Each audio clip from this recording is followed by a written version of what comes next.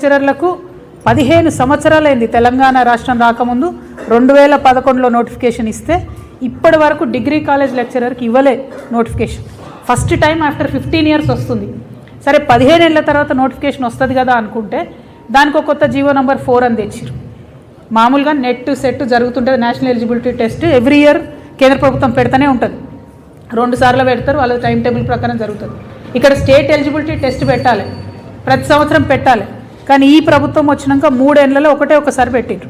మీరు సెట్ పెట్టారు, మీరు డిఎల్ ఎగ్జామ్ వేయబట్టి ఎట్లా క్వాలిఫై అవుతారు పిల్లలు? 1 2 ఎన్నడూ అంతకుముందు డిగ్రీ కాలేజ్ లెక్చరర్ ఉద్యోగాల్లో ఇంటర్వ్యూ లేదు. ఇప్పుడు కొత్తగా ఇంటర్వ్యూ పెట్టి దానికి 10 మార్కులు పెట్టిండ్రు. ఎవరి కోసం పెట్టిండ్రు? ఇంటర్వ్యూలు ఎవరికి ఫేవర్ చేద్దామని పెట్టిండ్రు. ఓకే, అది సరే 10 మార్కులే కదా అని విద్యార్థులు ప్రిపేర్ అవుదామంటే పిహెచ్డీకు 25 మార్కులను వెయిటేజ్ పెట్టిండ్రు. ఎందుకోసం 25 మార్కులు పెట్టిండ్రు పిహెచ్డీకి అని అంటే ఆన్సర్ లేదు. పోనీ పిహెచ్డీలు మీరు అడ్మిషన్లు బాగా బీభత్సంగా ఇస్తున్నారా అంటే అది కూడా లేదు. ఎక్కడ అడ్మిషనే లేదు, మీరు పిహెచ్డీ ఎట్లా పెడతారు ఎలిజిబిలిటీ? దానికి కూడా 25 మార్క్స్ పెట్టారు.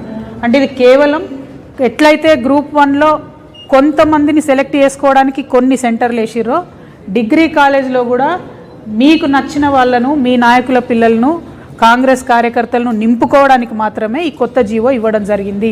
ఇందులో ఎటువంటి అనుమానం లేదు. ఈ జీవో 4ని తక్షణమే రద్దు చేయాలి. దాదాపుగా 40,000 మంది విద్యార్థులు దీని మీదనే ఆధారపడి ఎన్నో రోజుల నుంచి ప్రిపేర్ అవుతున్నారు. ఖచ్చితంగా రద్దు చేయాలి. ఇంకొక ఫెయిల్యూర్ కూడా ఈ ప్రభుత్వం చెప్పాలి. ఈ బీఎస్సీ నర్సింగ్ అసోసియేషన్ వాళ్ళు వచ్చిపోయిన మొన్న వీళ్ళకి ఎగ్జామ్ వేసిరు, 40,000 మందికి ఎగ్జామ్ వేసిరు, వాళ్ళు రాసిండ్రు. 1:25 రేషియోలో సెలెక్షన్ చేస్తామని చెప్పి ఇంతవరకు రిజల్ట్ బయట పెట్టారు. 9 నెలలు అవుతుంది. ఆ పిల్లలు తిరుగుతారు ఆఫీస్ చుట్టూ. తిరిగితే కసిరించుకోవడం వలన మొన్నైతే లిటరలీ సెక్యూరిటీ వాళ్ళని పెట్టేసి నిరుద్యోగుల్ని బయటకు నూకేసింది మీ ప్రభుత్వం. ఎవరి కోసం చేస్తున్నారు మరి? మీరు పరిపాలన ఎందుకోసం చేస్తున్నారు? ఇన్ని లక్షల మందిని అఫెక్ట్ అయ్యేటటువంటి ఈ జీవోలన్నీ కూడా పెట్టుకొని వాటి మీద కనీసం రివ్యూ చేయకుండా, మూసీ మీద రివ్యూ చేయడానికేమో టైం ఉంటుంది ముఖ్యమంత్రి గారికి, నిరుద్యోగుల మీద మాత్రం రివ్యూ చేయడం లేదు. మేము ఇవాళ పాయింట్అవుట్ చేస్తున్నాం. 5 జీవోలు ఉన్నాయి ఈ రాష్ట్రంలో రద్దు కావాల్సినవి. జీవో నంబర్ 4 డిగ్రీ లెక్చరర్స్కి అడ్డం ఉన్నది. జీవో నంబర్ 108 టీచర్ పోస్టులు డిఎస్సీల కోసం అడ్డం ఉన్నది. GO number 29 SC ST BC పిల్లలకు డైరెక్ట్గా అన్యాయం చేస్తున్నది. పోలీసులో జీవో 46, గురుకులాలలో జీవో 81, ఇక మా ఆడబిడ్డలకు అన్యాయం చేసే జీవో 4. ఇవన్నిటిని కూడా రద్దు చేయాలి.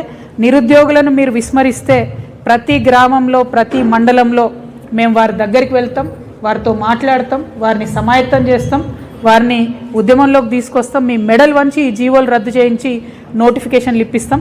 మీరు 2 లక్షలు ఇస్తామని చెప్పిన ప్రతి సంవత్సరం మేము అది సాధించే వరకు, మీరు ఆ నోటిఫికేషన్ వేసేంత వరకు కూడా ప్రభుత్వం వెంటబడతామని ఈ సందర్భంగా తెలియజేస్తూ, నిరుద్యోగ యువతీ యువకులు దయచేసి ధైర్యంగా ఉండండి. మీ పక్షాన్ని అడగడానికి, మీ పక్షాన పోరాటం చేయడానికి తెలంగాణ జాగృతి మీకు అండగా ఉంటుందని తెలియజేస్తూ, ఒక్క 2 మినిట్స్ నిరుద్యోగ యువకులకు ఇస్తాను. దయచేసి మీడియా మిత్రులు ఏమనుకోవద్దు. రవి రాథోడ్ గారు తెలంగాణ జాగృతి యువజన విభాగంలో రాష్ట్ర ఉపాధ్యక్షులు మాట్లాడవలసింది కోరుతూ. ఫాస్ట్గా చేయబెట్టు, కూర్చొని మాట్లాడు, క్విక్గా పాయింట్ చెప్పు, తర్వాత మీడియా మిత్రులకు ధన్యవాదాలు. ఈరోజు ఈ సమావేశం నిర్వహించినటువంటి కవితమ్మ గారికి ధన్యవాదాలు. ముఖ్యంగా ఏంటంటే మన తెలంగాణ